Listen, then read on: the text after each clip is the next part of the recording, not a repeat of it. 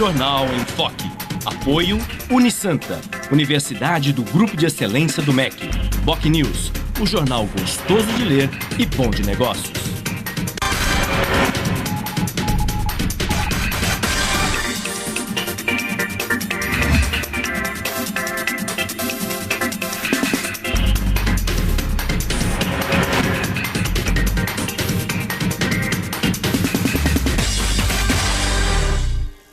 Olá, bom dia. Começa agora pela Santa Cecília TV, ao vivo, uma nova edição do Jornal em Foque. Nesta segunda-feira, 9 de março, estamos recebendo com muito prazer o deputado federal João Paulo Papa, do PSDB, e um colega jornalista, consultor econômico, Rodolfo Amaral, como comentarista do programa de hoje. Vamos agora às manchetes com a colega jornalista Cris Chalub. Bom dia, Cris. Bom dia, Chico. Bom dia a todos. Na Folha de São Paulo de hoje, fala de Dilma na TV gera panelaço em 12 capitais. O estado de São Paulo, Dilma vai à TV defender ajuste e fala é recebida com panelaço. Em A Tribuna, Guarujá revê contratos para cortar despesas. No BocNews, feministas em ação.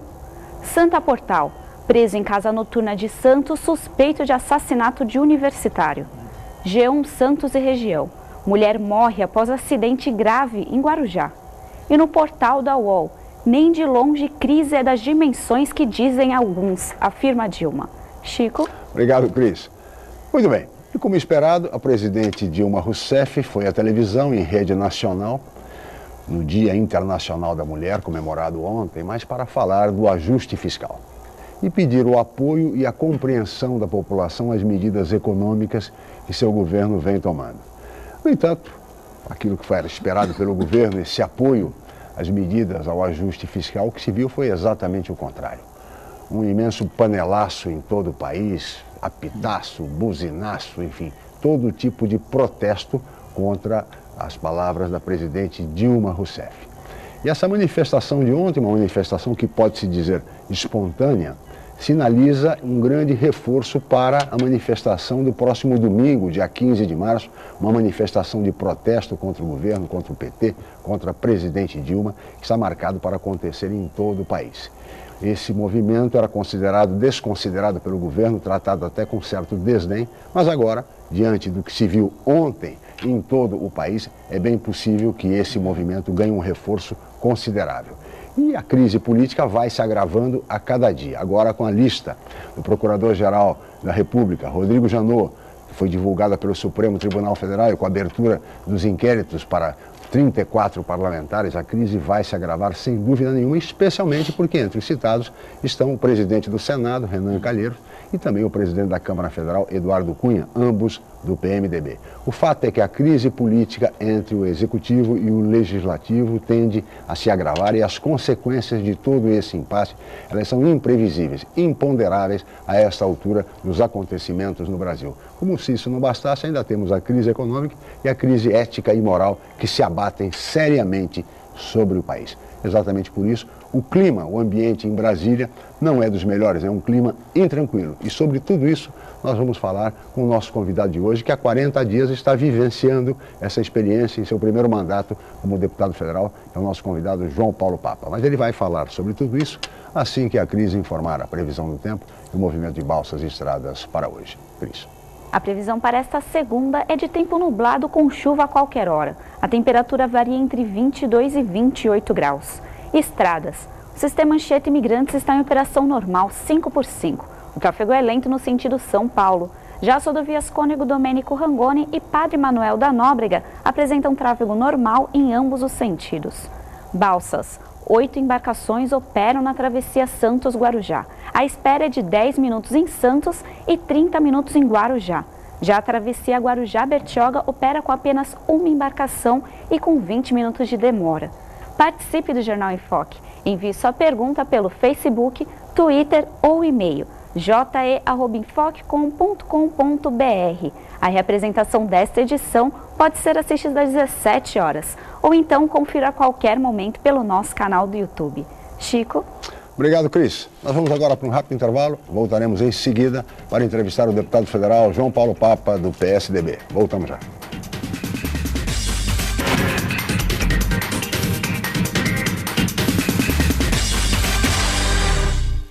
A Universidade Santa Cecília oferece cursos de mestrado inéditos na região e recomendados pela CAPES, com professores altamente capacitados, mestrado em Ecologia e mestrado em Engenharia Mecânica. Aproveite descontos especiais e financiamento em até 36 meses. Inscrições abertas. www.unisanta.br/mestrado. Informações 3202-7100, ramal 7259. Universidade Santa Cecília, entre as 9% melhores do país. Em novo formato, o site bocnews.com está mais interativo, dinâmico, com conteúdo ampliado e canal próprio de TV na internet. São mais notícias com credibilidade para curtir e compartilhar, em qualquer hora e lugar, seja pelo computador, tablet ou celular. Inclua o bocnews.com na lista dos seus favoritos e tenha ao seu lado a informação indispensável para o dia a dia. Jornal Bocnews e bocnews.com. Experiência e inovação para bem informar.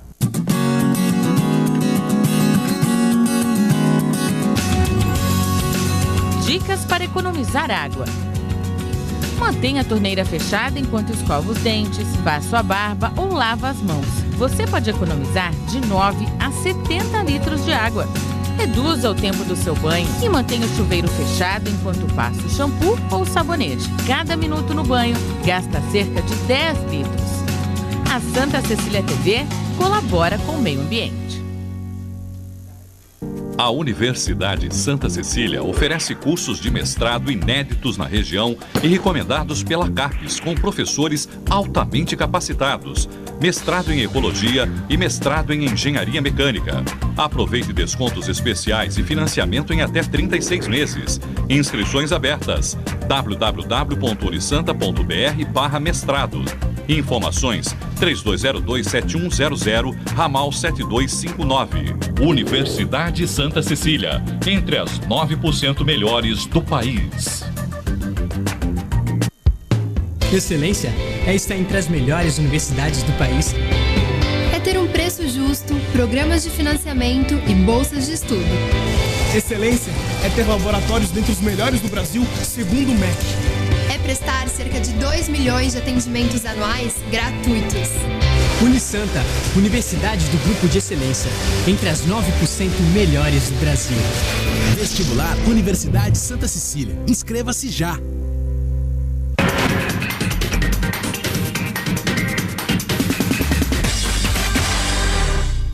Muito bem, estamos de volta com o Jornal em Foque desta segunda-feira, 9 de março, e hoje recebendo com muito prazer o deputado federal João Paulo Papa, do PSDB, e o colega jornalista, consultor econômico Rodolfo Amaral, como comentarista do programa de hoje.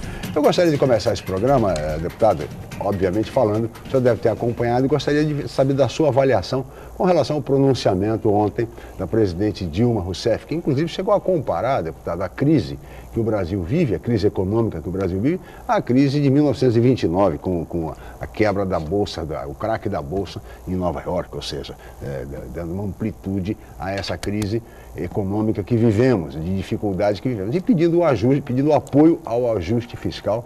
E, no entanto, a população reagiu, e reagiu de forma indignada e até inesperada para o próprio governo. Bom dia, deputado, obrigado pela presença. Como é que o senhor acompanhou o pronunciamento da presidente? Bom dia, Chico, bom dia, Rodolfo, Cris, a equipe da produção aqui do programa, bom dia, telespectadores. Nós vivemos ontem mais um dia histórico, né, porque, de fato, esse pronunciamento no Dia Internacional da Mulher, onde aqueles que esperavam, aguardavam o pronunciamento, imaginavam um texto, uma mensagem voltada para o tema da mulher, acabaram assistindo uma espécie de programa eleitoral, né, com todo o formato de um programa eleitoral, de fato. Elaborado, cuidadosamente elaborado por figuras profissionais do marketing, isso também está óbvio, né? O texto é muito parecido com aqueles textos que nós assistimos durante a campanha eleitoral do ano passado, e penso que a presidenta da República cometeu o mesmo erro, repete o mesmo erro, que já está levando o seu governo prematuramente a um desgaste, assim, histórico, tá certo? Quer dizer, é inédito um governo, logo meses depois da eleição, de vencer uma eleição, passar por um desgaste tão acentuado como esse atual governo vem passando. Verdade. Isso é uma cena inédita. Agora, por que eu digo que repetiu o mesmo erro? Porque tenta, com um texto, com palavras, né, distorcer a realidade, né, criar uma história nova. Eu prestei muita atenção no início da mensagem, quando a presidente dizia para as famílias que prestassem atenção no que ela diz, porque muitas vezes as pessoas não têm as informações corretas, lendo o noticiário, assistindo os telejornais, enfim, através dos veículos de comunicação. A culpa é da imprensa, como sempre, né, deputado? Ou seja, mais ou menos dizendo que a população brasileira não tem condições de formar opinião, a sua própria opinião, em função daquilo que ela lê, que ela assiste, que ela escuta, as informações que ela dispõe. E do que ela sente nas ruas, e do né? que ela sente na sua vida. No supermercado, enfim. Eu penso, Chico, que o governo federal, em todos os governos, né, ele vai muito bem quando a economia vai bem, né? Quer dizer, a grande questão de avaliação de governos centrais, aqui no Brasil pelo menos, é a questão econômica. Quando a economia vai bem, normalmente o governo vai bem, se sai bem nas eleições, vence com facilidade e não há quase que condições de disputa, né? Porque essa questão econômica é muito forte, ela atua na vida de todos os brasileiros e todos os eleitores. Quando a economia começa a ter algum desgaste, problemas, e nós estamos vivendo problemas seríssimos na economia brasileira, obviamente o governo federal perde essa condição que tem, né? A condição política, de força política que tem. No caso presente, eu acho que nós estamos vivendo a combinação de dois fatores. É a economia que vai mal e é o fato deste mesmo governo, há pouquíssimos meses atrás, ter negado tudo isso. Exatamente. Então aí é uma crise também de crédito. Claro. Não crédito econômico. Sim, de credibilidade. Credibilidade, porque eu me recordo bem, e todo o povo brasileiro se recorda disso, inclusive eu acho que a grande questão do governo nesse momento, Chico, é com os eleitores que votaram na presidente. Porque aqueles que votaram no Aécio, quase metade da população brasileira, já achavam mesmo que as coisas não iam bem. Fizeram outra opção.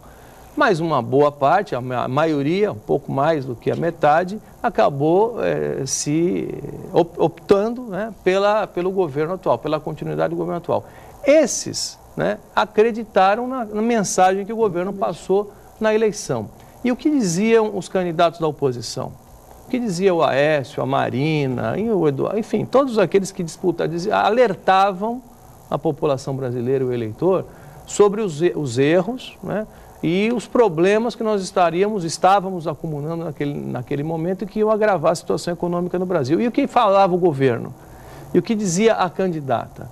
Negava tudo isso, desconsiderava os argumentos, né, até com uma certa falta de respeito com a opinião e o contraditório, né, desprezava a opinião de especialistas, economistas, enfim, que vinham alertar, e tomava naquele mesmo momento, por questões também políticas, né, e eleitorais, medidas que ainda agravaram o quadro desse ano.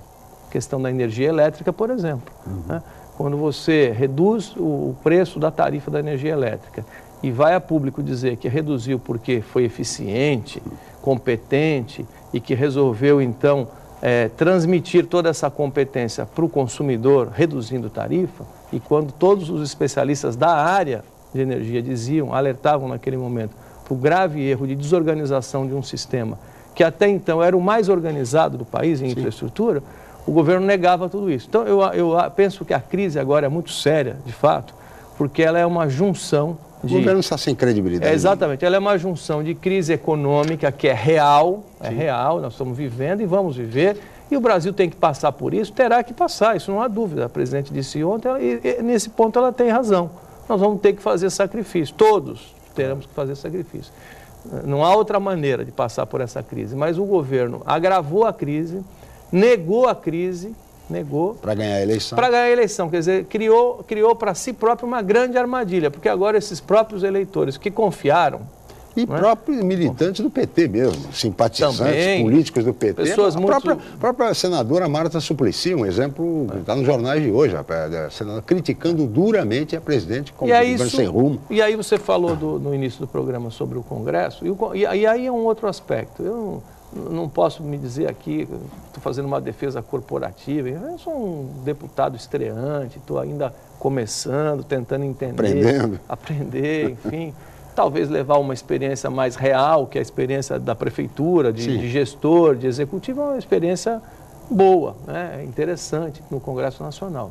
Agora, o que também cometeu um grave erro a presidente no seu primeiro mandato, que foi desprezar a importância do Congresso Nacional. E eu não digo isso por ser, neste momento, parte do Congresso, não. É que, veja, ontem no pronunciamento a presidente mencionou o Congresso com respeito, né? Sinalizando respeito e a importância do Congresso nesse momento de crise, por 2 ou 3 vezes. Mas não foi sempre assim. Então há um ambiente no Congresso, a prática era outra, era de desprezo ao papel do Congresso. E esse sentimento está represado, Chico, represado muito mais nos partidos da base aliada do que no próprio PSDB ou no PPS, nos partidos de oposição. Os partidos de oposição continuam lá na mesma toada de oposição, mas PMDB e outros partidos governistas, o fogo amigo não... acumularam nesse primeiro período do governo Dilma muitas mágoas e crises com o governo. E isso tudo é o caldo, né? É o entorno dessa crise. Por isso a crise é séria, porque ela é política, ela é moral, ela é econômica e é de credibilidade de quem tem que liderar a solução para a crise. E essa questão da credibilidade envolve diretamente a presidente da República. Rodolfo Amaral, bom dia. Obrigado pela presença. Você acompanhou também atentamente o pronunciamento, né, Rodolfo? Bom dia, Chico. Bom dia, deputada. Bom dia, Cris. Bom dia ao telespectador. Chico, eu confesso que do pronunciamento eu só assisti a parte que foi depois reproduzida no Fantástico. Eu estava fora e quando cheguei em casa já tinha ocorrido. Mas tem vários aspectos aí. E nessa pequena parte que eu assisti, eu fiquei perplexo com a comparação dela aí, que ela fez com crise internacional e tal. Acho que só na casa dela deve estar ocorrendo isso. Mas, independente, Chico, da crise ética, moral que esse país está vivendo, e eu diria nos 3 poderes, mas eu queria só atentar, eu fico imaginando a Dilma falando ontem, para as mulheres em especial, e para as donas de casa em especial, alguém que no ano passado, se esse país fosse sério, e aí eu incluo os 3 poderes, tá? Em especial nesse caso o judiciário, a legislação brasileira, tanto a lei de improbidade administrativa como a lei de responsabilidade fiscal, a lei de improbidade administrativa diz que é passível de cassação o chefe do Poder Executivo que não cumpre o orçamento, ponto, coisa que ela não fez o ano passado. A lei de responsabilidade fiscal diz que nos 8 meses, certo, do último ano de mandato, que é o período eleitoral, nenhum chefe de Poder Executivo pode assumir nenhuma despesa que não deixe disponibilidade de recursos em caixa. Isso está na lei. A presidente Dilma, o ano passado, o ano eleitoral, certo, não pagou 66 bilhões de juros da dívida e deixou, ainda assim, mesmo sem pagar os juros, sem fazer o tal do superávit primário, ainda assim fechou o exercício com prejuízo, certo, com déficit de 17 bilhões de reais. Em qualquer país sério do mundo, tá? E as pessoas falam, não tem elementos para a cassação da Dilma. Tem sim, certo? Tá? Porque o Congresso, o Congresso Nacional, aos 44 segundos do tempo, reformulou a legislação para que ela não fosse, certo, punida, enquadrada, mas até que me prove o contrário, nenhuma lei, certo, pode retroagir os seus efeitos. E o Supremo Tribunal, que em tantas outras ocasiões, certo, chamou a responsabilidade das questões legais, certo, se colocando acima do Congresso Nacional, nesta vez se calou. Certo? Então, essas situações, elas precisam ser, se querem se ter mobilização nesse país aí no próximo dia 15 de março, essas questões têm que ser colocadas. Porque eu não estou nem falando de lava-jato, eu estou falando de responsabilidade atinentes ao cargo de presidente da República, chefe do Poder Executivo. Porque como é que eu vou para a televisão falar o que ela disse, certo? falar para as donas de casa que tem que ficar enxugando o seu orçamento, apertando suas contas, enfrentando aumento de conta de luz, de tudo quanto que é espécie, certo? E de repente a culpa é de terceiros, nunca é de quem está. Rodolfo, como é que a dona de casa pode apertar se o quilo da batata subiu 100%? Mais de 100% no supermercado, o quilo do tomate, da cebola. Essa é a realidade do Brasil hoje, 100% de aumento. E a inflação é de 5 ou 6%. E a subserviência também do Congresso Nacional, porque desde que o PT se instalou no poder, o Congresso Nacional não analisa as contas da Presidência da República. Tem 12 contas, certo, que não foram submetidas até hoje. Quer dizer, foram submetidas porque elas têm que ter o aval do Congresso, depois da análise do Tribunal de Contas da União, certo? Mas estão lá, estão adormecidos. Os prefeitos, volta e meia, se colocam aí publicações, as contas ou governadores que não foram aprovadas, foram desaprovadas pelo Legislativo, e a da Presidente da República estão lá, todas elas engavetadas. Então, essas situações, elas precisam, de fato, mudar. Agora, eu não sei se, eu queria até perguntar para o deputado se há clima para isso, porque depois da divulgação dessa lista e da inclusão, ainda que no estágio apenas de investigação, mas com a inclusão do presidente da Câmara e do Senado, quer dizer, qual vai ser o clima no Congresso para que esses assuntos sejam, para que lado se vai agora, né, no Congresso Nacional, nessa discussão? Deputado, o senhor vai responder, mas no próximo bloco, porque essa é uma resposta que demanda uma grande reflexão. Mas eu só gostaria de lembrar, em cima do que o Rodolfo está dizendo, o aspecto que, desde a aposentadoria do ministro Joaquim Barbosa no Supremo Tribunal Federal, a presidente Dilma não nomeou um novo ministro. Há meses, o Supremo Tribunal Federal, que é a maior corte do país, tem apenas 10 ministros, ou seja, um número par. Não há mais um número ímpar necessário até para o desempate em determinadas questões. Até isso, o que valeu do ministro sempre discreto, sempre ponderado, Celso de Mello, é o decano do Supremo Tribunal Federal, dizer que há uma omissão da Presidente da República em relação à questão do Supremo Tribunal Federal. Isso é muito sério, de fato. Isso é um reflexo da crise que o país está envolvido. Deputado Papa, peço sua licença. Rodolfo Amaral, nós vamos para um rápido intervalo, voltaremos em seguida para o Jornal em Foque.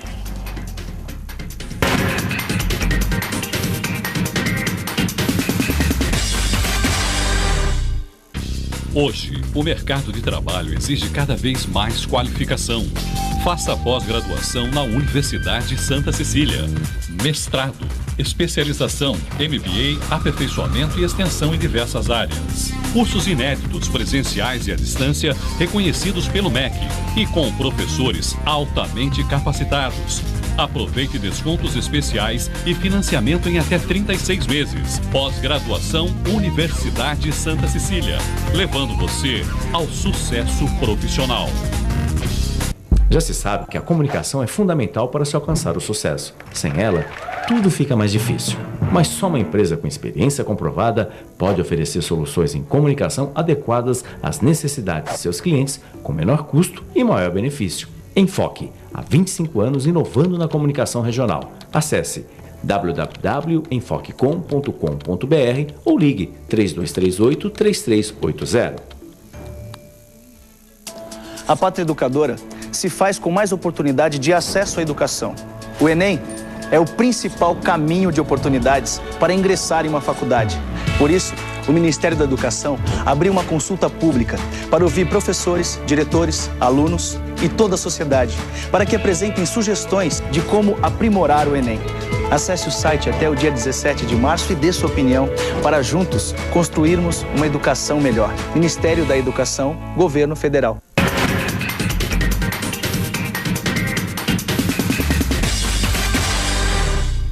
Muito bem, estamos de volta com o Jornal em Foque desta segunda-feira, 9 de março, e recebendo hoje com muito prazer o deputado federal João Paulo Papa, do PSDB, e o colega jornalista, consultor econômico Rodolfo Amaral.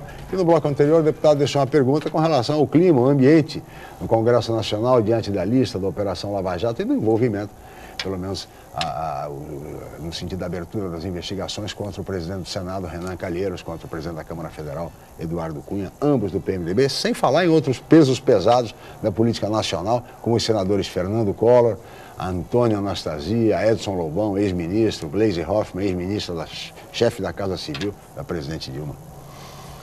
Bem, o clima é de terror, né? O clima é de terror. Eu, como eu disse há pouco, no primeiro bloco, estou estreando, procurando observar, entender melhor, fico ali no bloco, obviamente, no bloco da oposição. Os deputados do PSDB ficam todos no mesmo espaço físico, isso ajuda bastante, sim, especialmente aos iniciantes como eu, porque no ritmo das votações, no calor das votações, muitas dúvidas aparecem, sim, de um momento para o outro, questões de ordem são levantadas, requerimentos novos são colocados, né? E quem domina o processo legislativo, e o presidente atual da Câmara domina muito, né? Eu acho que é o maior especialista em questões regimentais, é um deputado muito experiente, é do PMDB, o PMDB preside a Câmara, é governo, mas ao mesmo tempo tem lá suas dificuldades com o governo, enfim, então aquilo é muito, de uma hora para outra, algumas matérias, Chico, você imagina que elas vão para uma direção, de repente muda o quadro, há uma sinalização das lideranças, o voto muda, sim, enfim, então o PSDB não pode errar, tá certo? Os partidos de oposição, a minoria, né, somos a minoria, temos que ter coerência, né? Não cair em armadilhas, sim, ali no calor de toda essa movimentação e de todo esse conflito que é governo-governo. Mais do que governo-oposição, hoje eu sinto é governo-governo, a base com o governo. Algumas coisas agravam muito esse quadro, a Operação Lava Jato, os nomes citados essa semana. Eu nem imagino o que pode nos esperar na Câmara Federal a partir de amanhã, né, quando começam as sessões deliberativas. Outras questões também agravam, como esse episódio recente do ministro da Educação, né, que numa recente reunião numa universidade no norte do país acabou fazendo críticas duríssimas, irresponsáveis, genéricas, acusando praticamente todo o parlamento, porque 400 são 513. Ele falou em 400 achacadores. Se são 400 achacadores, entendeu? Então, enfim, e dizendo que para esse grupo, eles trabalham para minar o governo, né? Que é para sabotar o governo, porque quanto pior estiver o país e o governo, melhor para os deputados, porque eles crescem. Sinceramente, isso pode ser o comportamento de um ou outro, mas não é essa a realidade do Congresso Nacional. O Congresso Nacional, Chico, é a representação da cultura e da população brasileira. É interessante, viu, a convivência ali, porque o que a gente imagina que é bom aqui para São Paulo, para Santos, para o litoral de São Paulo, por exemplo, em questões como essa reforma política que se discute, quando você vai ouvir a opinião de um deputado do Acre, de Rondônia, do interior do país, estados distantes, você percebe que há grandes diferenças políticas, culturais, enfim, que mostram quanto o país é plural, tá certo? Quer dizer, o que é bom para o paulista normalmente não é bom para o mineiro, não é bom para o cearense, ou para o paraibano, enfim, esse conflito permanente mostra que muitas realidades da população brasileira. Essas pessoas todas, esses representantes, estão preocupados também com a sua região, com a sua cidade, com o seu estado, né? E eu não vejo, sinceramente, esse espírito de corpo no Congresso, de ver o governo destruído, de ver o país indo mal, para poder se beneficiar. Ninguém se beneficia. Em sã consciência, só o ministro mesmo, para ter uma ideia dessa. E vai dizer, ministro da Educação. Ninguém se beneficia, nem políticos, nem empresários, nem jornalistas. O cidadão brasileiro jamais vai se beneficiar em qualquer posição que ele esteja, porque o país está indo mal, tá certo? Sim. Porque quanto pior, melhor, não é esse o espírito. Sim. Não é esse o espírito. Não é esse o espírito, inclusive, e principalmente da oposição, né? Liderada pelo PSDB. Não é o espírito. A semana passada, eu tive no Senado acompanhando o primeiro pronunciamento do senador José Serra sobre conjuntura econômica E os pontos principais aí, como por exemplo saúde, educação, empregabilidade, indústria, desindustrialização brasileira, enfim, no Senado Federal. O discurso de uma grande liderança da oposição, que não foi em momento nenhum um discurso irresponsável, incendiário, sim, de acusações levianas ao governo, muito ao contrário, um discurso bem elaborado, estruturado em cima de fatos, de dados históricos, apontando inclusive soluções. A oposição, nesse momento de crise e de desorganização que nós estamos vivendo, tem uma responsabilidade, na minha opinião, Chico, tão grande quanto a do governo. Sim. Porque no momento desse delicado da nação brasileira, a população vai olhar para os seus líderes, enquanto eles não existem. E as lideranças estão também, e muito fortemente, acomodadas na oposição. Oposição responsável, que já governou o país, que não vai querer incendiar coisa alguma. Uma oposição que tem consistência e está, nesse momento, apontando caminhos, fazendo críticas, mas apontando também os caminhos. Foi o que fez o senador José Serra no seu discurso inaugural no Senado, e é uma grande liderança da oposição. Então, eu acho que é preciso manter um clima respeitoso com o Congresso Nacional, porque, inclusive, ali os atos da presidência e do governo serão julgados, analisados, e são julgados e analisados o tempo inteiro por força da Constituição. Tá certo? Então, eu acho assim, o clima está, de fato, bastante difícil, vai piorar a partir dessa próxima semana. E com as investigações da Lava Jato, sem dúvida nenhuma, um mês de investigação agora, da Polícia Federal. Acima de tudo isso, Chico, acima de tudo isso, todos os nossos problemas, os dilemas brasileiros, a questão econômica, a questão moral, enfim, acima de tudo isso está o Brasil, está a nação brasileira. Sim, evidente. Nós temos obrigação, a classe política tem obrigação de encontrar caminhos, soluções nesse momento de crise e para o momento seguinte, tá certo?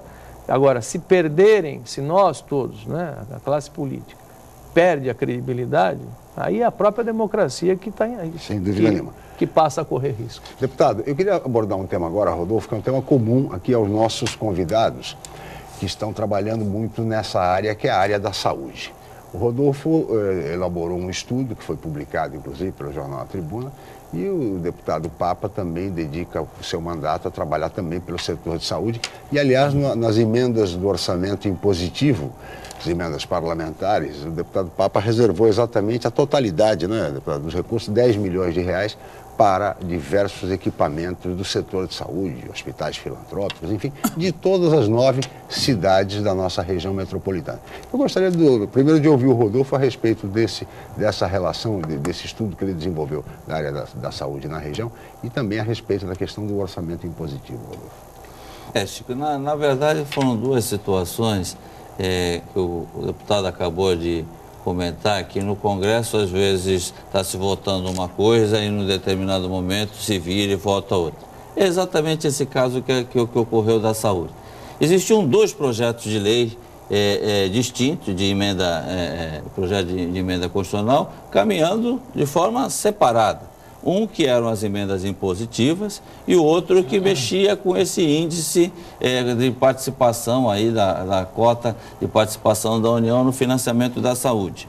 Um deputado, Edio Lopes, de Roraima, do PMDB de Roraima, na função de relator, apresentou um substitutivo que juntou as duas coisas e acabou forçando uma votação única para uma situação.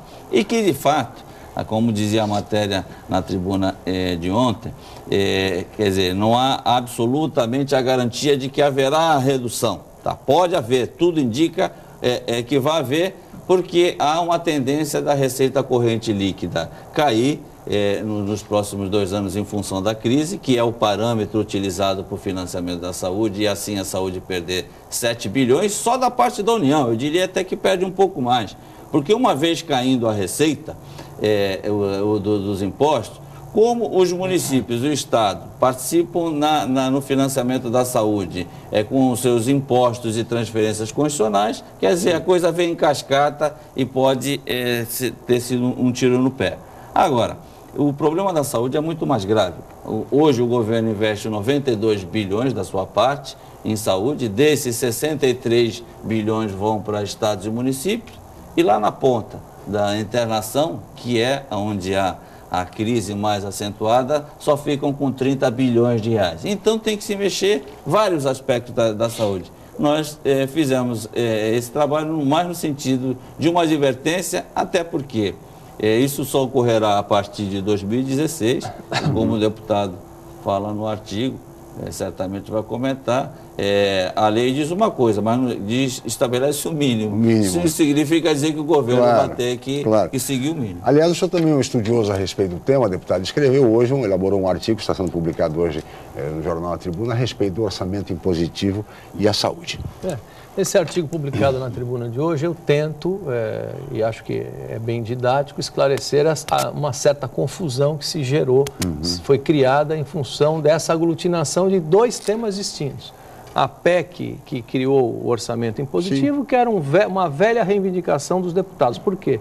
Os deputados e senadores tinham lá direito a apresentar emendas para suas regiões. Eles conhecem melhor, teoricamente conhecem melhor a realidade local, certo? Só que essas emendas eram apresentadas, eram anunciadas, noticiadas, geravam expectativas na população, entre os prefeitos, enfim. O deputado tal destinou 100 mil reais para um posto de saúde em Itariri. É muito importante para Itariri arrumar aquele posto de saúde. Claro. Gera-se a notícia, era o que acontecia antigamente. Fica lá o prefeito na expectativa, a população na expectativa, e o governo liberava se quisesse. No estágio anterior, na forma anterior, liberava se queria, se podia, liberava para aqueles que tinham maior proximidade, aqueles da oposição não tinham nunca nada liberado. Então isso era meio que um entendimento posterior à aprovação da emenda. Bom, o Congresso decidiu acabar com isso. Bom, se cada parlamentar tem direito a X de emenda para a sua região, enfim, essas emendas, uma vez aprovadas, serão efetivamente colocadas em prática. Isso é o que se denominou aí orçamento impositivo. Foi uma conquista do parlamento, vamos dizer assim. Por outro lado, havia uma outra proposta de projeto de emenda constitucional que tratava os novos critérios de mínimos de investimento para a saúde no país inteiro. Eram dois, como disse bem o Rodolfo, eram dois assuntos diferentes. Por alguma questão ali do momento, ou para agilizar uma votação, ou uma ou outra votação, alguma esperteza de alguém, enfim, o fato é que esses dois temas foram aglutinados e votados num projeto só, num texto só. São dois temas diferentes. Bom, qual é a reação de alguns órgãos, algumas instituições e também alguns veículos de comunicação, que a emenda impositiva votada pelo Congresso gerou redução de verbas para a saúde? Não é, né? São coisas absolutamente distintas, como eu já expliquei aqui. Bom, o meu artigo de hoje no Jornal A Tribuna, ele busca exatamente esclarecer essa questão. O segundo ponto votado, que foram os novos critérios, de fato, há um erro conceitual ali, e que, se aplicado na letra fria do que está no texto, pode sim reduzir em 7 bilhões já para o próximo exercício o orçamento da saúde. Evidente que isso não vai acontecer, só se nós estivermos enlouquecendo definitivamente. Agora, o que eu tento esclarecer no artigo de hoje é que, como a legislação trata de mínimo e não de máximo, e não é uma coisa fechada, é mínimo, obviamente que se o mínimo por esse novo cálculo for menor do que está sendo aplicado nesse exercício, o governo, se tiver de fato, digo isso também no artigo, compromisso com a saúde, não vai usar dessa esperteza. Até porque os municípios investem mais do que aquilo que é estabelecido. O governo vai partir do que está sendo investido esse ano, senão ele vai ter que fechar serviços, encerrar serviços de saúde, o que seria um absurdo. Então, isso está sendo esclarecido ali. E também, para argumentar, dizer que o mínimo, aliás, não precisava dizer isso, né? Ninguém precisava dizer isso, né, Rodolfo? Que mínimo é o mínimo, tá certo? Não é o máximo. Piso não é teto, né? Então, algumas categorias profissionais, na verdade, o piso é igual a teto. Para argumentar, por conta aí para argumentar, dizer o seguinte: os municípios brasileiros, isso sai de um levantamento, inclusive, feito pelo jornalista e economista Rodolfo Amaral, os municípios brasileiros têm a obrigação de investir 15, constitucional, 15 no mínimo. Na média, hoje, já investem em 22% e há casos, inclusive aqui na Baixada Santista, que chegam a 30%. 36% em Bertioga. Está dizendo aqui, dado atualizado, imagina. Bertioga aplica 36% das suas Ou seja, mais do que o dobro que o mínimo estabelece. Das receitas e das transferências, 36%. Então, essa é a realidade. Obviamente que o governo federal não vai correr tomara, né, viu, de reduzir e fechar serviço de tomara, saúde. Deputado, porque depois que a presidente Dilma, no seu discurso de posse, disse que o Brasil tinha um novo slogan, Pátria Educadora, que foi saudado por todos, afinal de contas, ninguém é contra investimentos em educação. Depois dela anunciar a Pátria Educadora, dias depois cortou 7 bilhões do orçamento da educação. Se você me permite, só para uma conclusão, é o seguinte, se estamos vivendo uma crise tão séria como essa que está sendo anunciada aqui, a área que não pode reduzir recursos e investimentos é a de saúde. Sem dúvida. E é isso que eu fiz, inclusive, na minha decisão, que é muito particular, quando percebendo a crise, porque metade, no mínimo, já tem que ir para a saúde. Sim. Mas a outra metade, os prefeitos pedem para a infraestrutura. O que eu disse, conversando com todas as prefeituras? Olha, eu acho que a crise vai ser grave esse ano, eu vou destinar, a decisão que me coube foi essa, política, destinar tudo para a saúde, tudo. Asfalto, outras questões, aí pode esperar. Pode esperar. Saúde não pode. Na saúde pública não pode esperar. Os outros exercícios futuros, se houver folga, sobra de recursos, aí se revê esse quadro. Muito bem. Peço a licença, deputado Papa, Rodolfo, vamos para mais um rápido intervalo, voltaremos em seguida com o Jornal em Foque.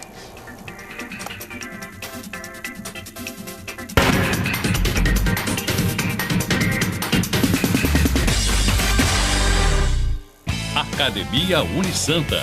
Bem-estar, saúde e qualidade de vida.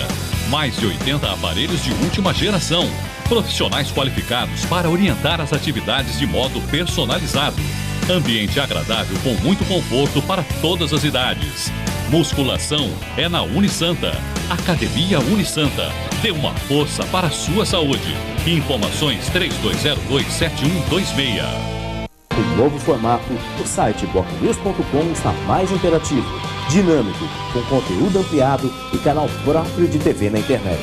São mais notícias com credibilidade para curtir e compartilhar, em qualquer hora e lugar, seja pelo computador, tablet ou celular. Inclua o bocnews.com na lista dos seus favoritos e tenha ao seu lado a informação indispensável para o dia a dia. Jornal Bocnews e bocnews.com. Experiência e inovação para bem informar.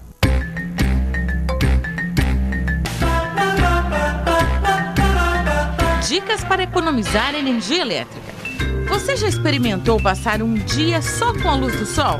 Isso mesmo. Abra as janelas, cortinas e deixe a luz entrar. Se for necessário utilizar energia elétrica, não esqueça de apagar a luz quando ninguém estiver no local. A Santa Cecília TV colabora com o meio ambiente.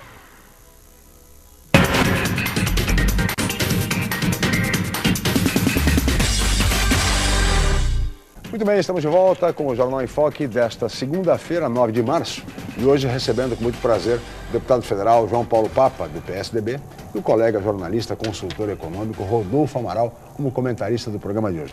Deputado, eu gostaria de saber o seguinte, diante dessa crise econômica, diante do contingenciamento de recursos anunciado pelo governo, enfim, não apenas o governo federal, mas também o governo do estado, como ficam as obras aqui previstas para a nossa região dentro do PAC Mobilidade Urbana, ou seja, obras de reformulação na entrada da cidade, obras de habitação, teleférico, túnel Zona Noroeste e Zona Leste, túnel Santos-Guarujá, enfim, tantas obras, chamadas obras estruturantes, que foram anunciadas com toda a pompa e circunstância há algum tempo atrás.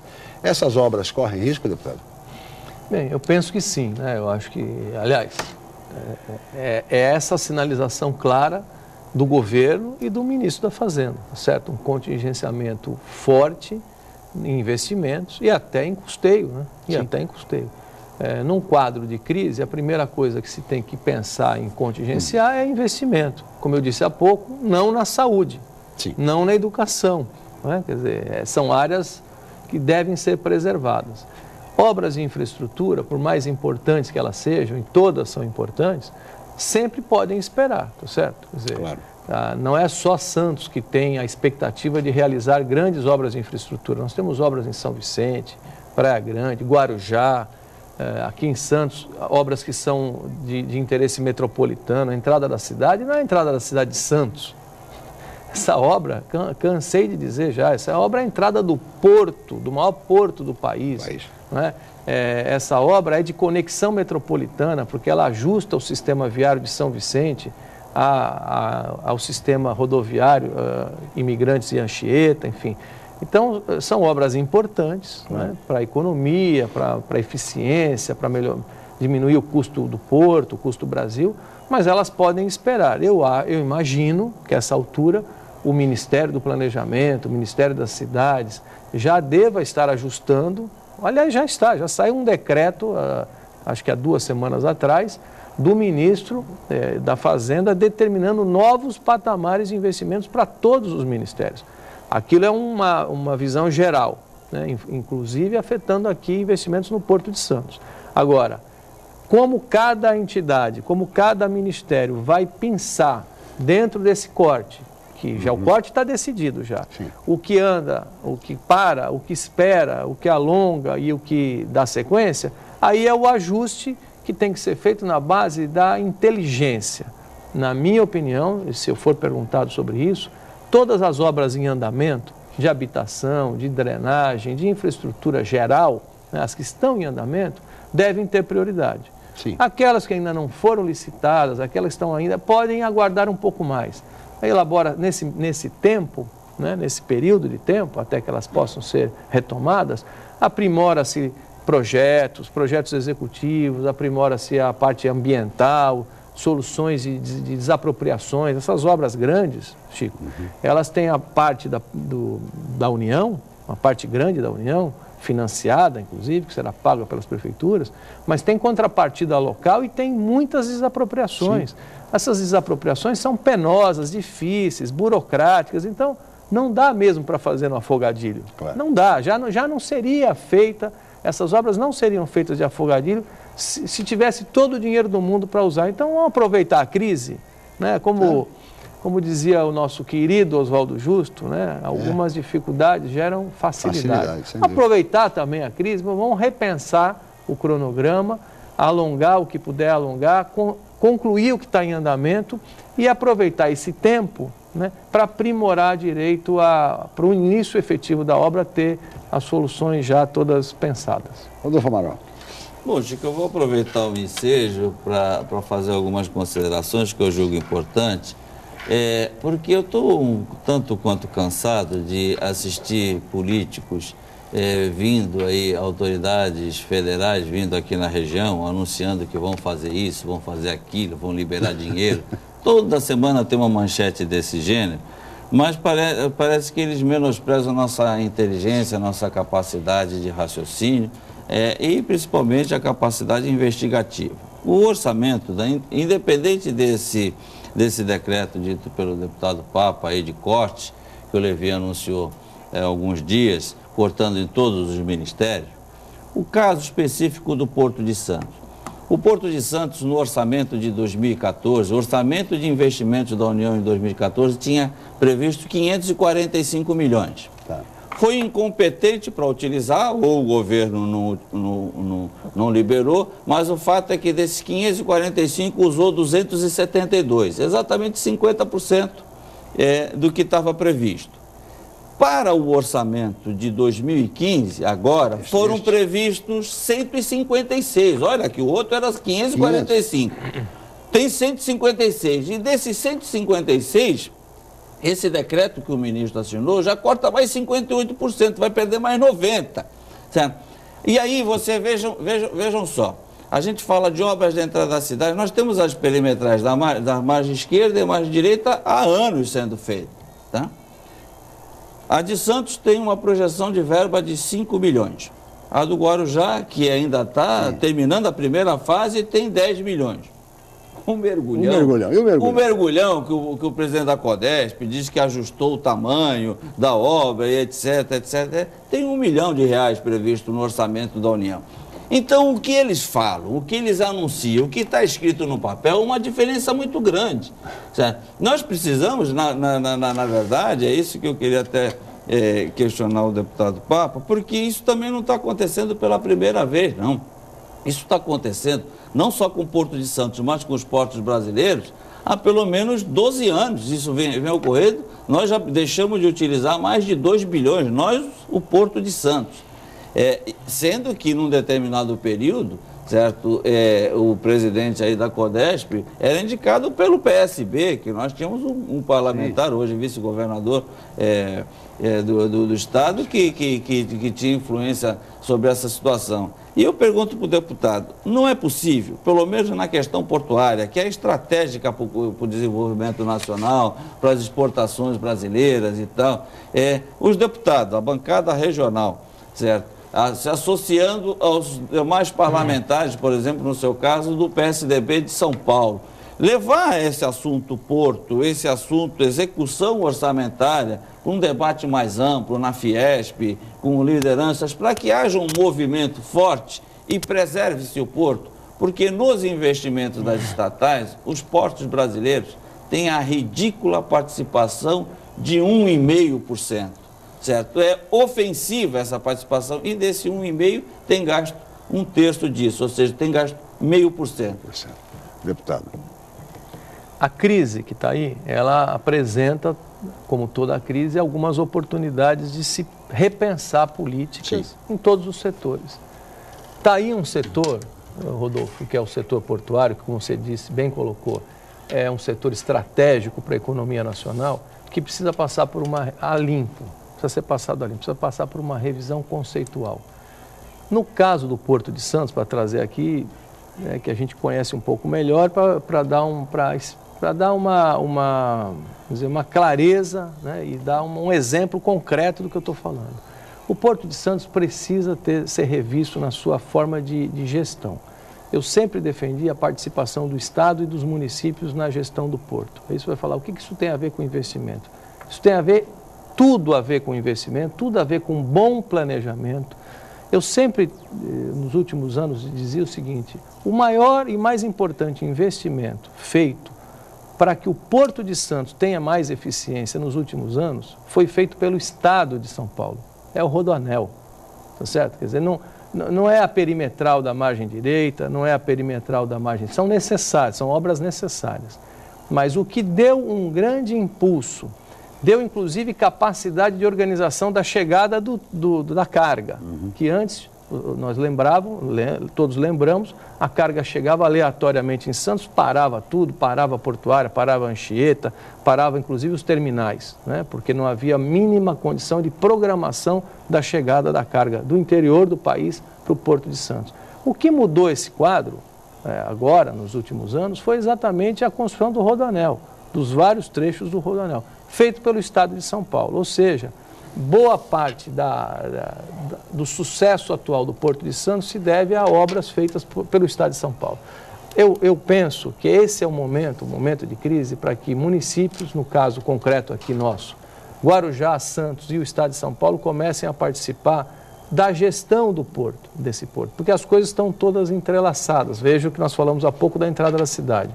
O governo federal foi muito eficiente em licitar portos, terminais para o setor privado. Muito bem, andou essa parte. Então estão aí os novos terminais, tanto na margem direita quanto na margem esquerda. Terminais modernos, eficientes, enfim. Na hora que esses terminais começaram a funcionar, não tinha dragagem suficiente. Agora que tem a dragagem, não tem acessos necessários, não tem ferrovia necessária, ou seja, o Porto de Santos e demais portos brasileiros precisam ter, de fato, uma participação efetiva dos demais entes que têm relação com o tema. Só para começar, mas tem outras questões também relacionadas a investimentos. Mas tem recursos para o Porto de Cuba, né? O Porto de Cuba aí tem recursos suficientes. Mas, deputado, olha, teríamos mais a conversar, mas chegamos ao final. Muito obrigado pela presença, deputado Papa. Eu que agradeço mais uma vez, agradeço e desejo uma ótima semana a todos os telespectadores, agradeço ao Rodolfo Amaral, Chico, toda a equipe aqui da produção. Tenhamos uma semana não tão Tem tanta turbulência, né, Rodolfo? Obrigado, Rodolfo. Oremos. Obrigado, Rodolfo. Obrigado, Cris, a toda a equipe. Amanhã estaremos de volta em mais uma edição. Muito obrigado e até amanhã. Jornal em Foque. Apoio Unisanta, Universidade do Grupo de Excelência do MEC. BocNews, o jornal gostoso de ler e bom de negócios.